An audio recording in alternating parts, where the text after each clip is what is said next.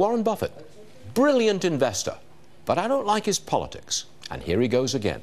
Do you remember his opposition to the Keystone Pipeline? Only later did we find out that he wanted Canada's oil to be moved on his rail cars.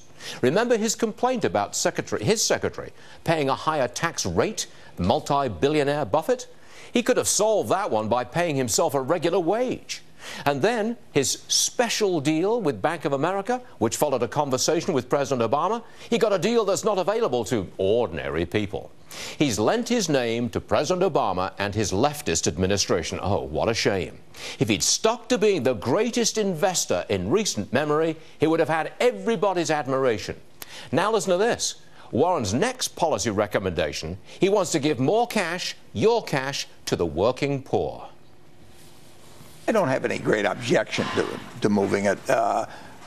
Certainly, I think the minimum wage is too little to live on for most families, where the main breadwinner is earning that, not one of the kids or something. I think it's far more effective in terms of reducing poverty to increase the earned income tax credit and to rearrange it in some manner. It does put real money in people's pocket. If you raise the minimum wage substantially, I think a lot of people would not have jobs. Whereas through the earned income tax credit, you can accomplish the same thing and yet keep the jobs and reward work. Well, you heard that. Let's repeat. Instead of raising the minimum wage, just increase the earned income tax credit. That is a tax refund for people who do not pay anything at all in federal income tax. Liz McDonald is with us.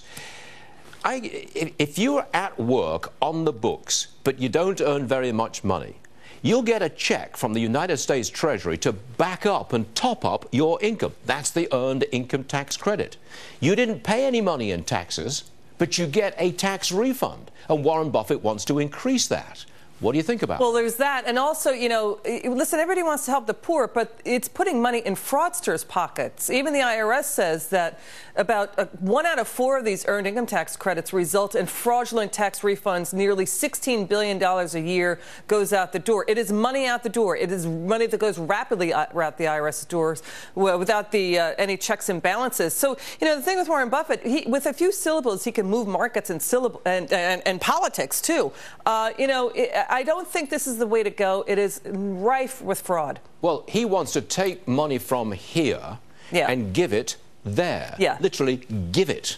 That's what he wants to do. That's what he wants to do. He's always generous with other people's money, including taxpayers' money, where he's very, very astute on his own tax bills and reducing his own tax bills. The man's a brilliant investor. Yeah, he's the best in 50 years. Yeah, he is the best. You know, when he's talking about the minimum wage there, he's sounding more like a Senate Republican, right? He's against minimum wage hikes. He's saying it will cost a lot of jobs. So did Charlie Munger, his right-hand guy. But the earned income tax credit, a bad idea. A lot of money, fraudulent money goes out to fraudsters. Well said. Thank you very much indeed, Elizabeth. Stay there, please. We've got a lot more for you.